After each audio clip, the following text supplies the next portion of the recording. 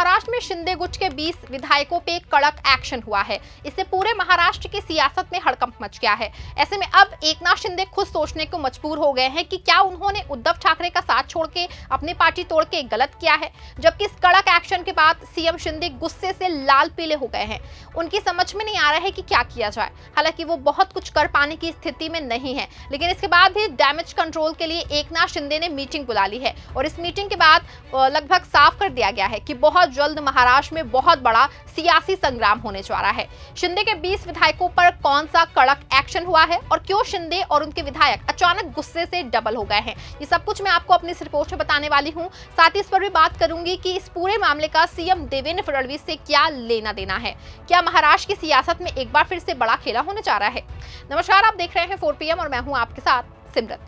दोस्तों, महाराष्ट्र में महायुति की सरकार बनने के बाद से ही सांप सीढ़ी का खेल चल ही रहा है। बता दें कि विधानसभा चुनाव से पहले बीजेपी कहा करती थी कि महाराष्ट्र में अगर महायुति की सरकार बनती है तो सीएम एकनाथ शिंदे ही होंगे, लेकिन बीजेपी ने बड़ी जीत मिलने के बाद अचानक से यू टर्न ले लिया और इस यू टर्न से एकनाथ शिंदे को राजनीति के बेचारे शिंदे बना दिया।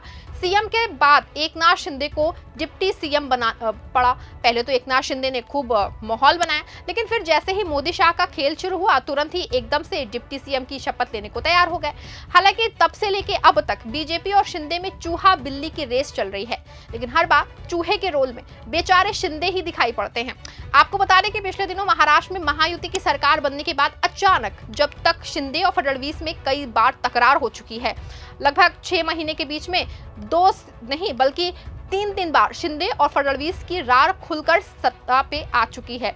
बता दें कि सरकार बनने के बाद पहली बार एकनाथ शिंदे और फडणवीस में विभागों को लेकर तकरार हुई थी। एकनाथ शिंदे चाहते थे कि गृह विभाग की जिम्मेदारी उनको मिले, लेकिन बीजेपी और फडणवीस ने एकनाथ शिंदे को किनारे लगा दिया और उनको शहरी विकास और लोक निर्माण विभाग का मंत्री बनाया। हालांकि ये दोनों विभाग भी अच्छे थे, लेकिन ये इस दोनों विभागों में गृह विभाग जैसा रुतबा नहीं।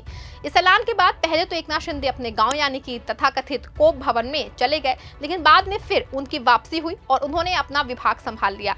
अभी शिंदे और फडणवीस के बीच उठापटक चल ही रही थी कि अचानक फडणवीस ने फिर एक बार जोर का झटका एकनाथ शिंदे को दे दिया।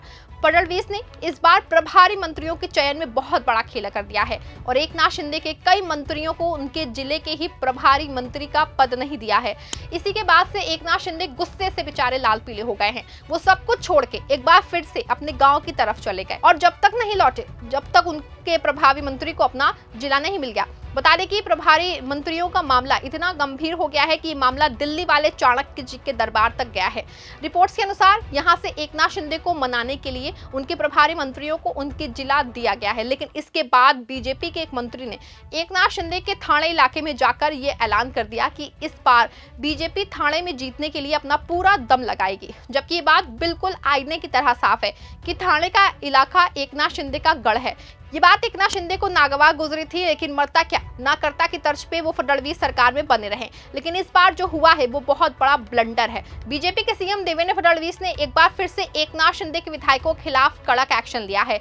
बता दें कि फडणवीस शिंदे गुट के 20 विधायकों पे अपना हंटर चलाया है, यानी कि शिंदे गुट के 20 विधायकों की सुरक्षा को अचानक ही हटा दिया गया है। अभी तक जो विधायक वाई श्रेणी जैसी सुरक्षा के साथ चल रहे थे, अब वो सिर्फ एक सिपाही के साथ दिखाई देते हैं। आपको बता दें कि इस फैसले के बाद महाराष्ट्र की राजनीति में हड़कंप मच गया है। एक बार फिर से महाराष्ट्र में सियासी तूफान खड़े होने का अंदेशा दिखाई देने लगा है।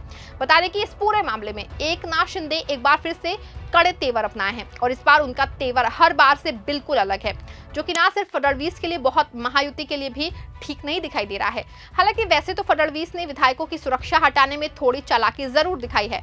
फडणवीस ने शिवसेना एकनाथ शिंदे के साथ एनसीपी अजित गुट के भी कुछ विधायकों की सुरक्षा हटाई है, लेकिन ये विधायक गिनती भर के हैं।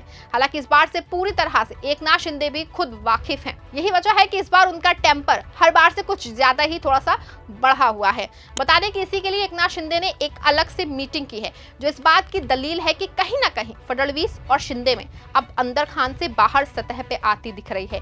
इसका सबसे बड़ा सबूत है कि सोमवार को एकनाथ शिंदे ने उद्योग विभाग की समीक्षा बैठक की। बता दें कि समीक्षा बैठक उस समय पर की गई है जब कुछ दिन पहले ही इस विभाग की समीक्षा खुद सीएम देवेंद्र फडणवीस ने की थी। इसमें साफ है कि दोनों में कहीं ना कहीं अब रार बिल्कुल साफ दिखाई देने लगी है। बता दें कि उद्योग विभाग शिंदे गुट के नेता उदय सामंत के पास है, यानी कि उदय सामंत उनके मंत्री हैं, लेकिन पिछले दिनों उदय ने ये दावा किया था कि उनके विभाग के अधिकारी उनके विभाग की प्रमुख नीतियों के बारे में जानकारी नहीं दे रहे हैं।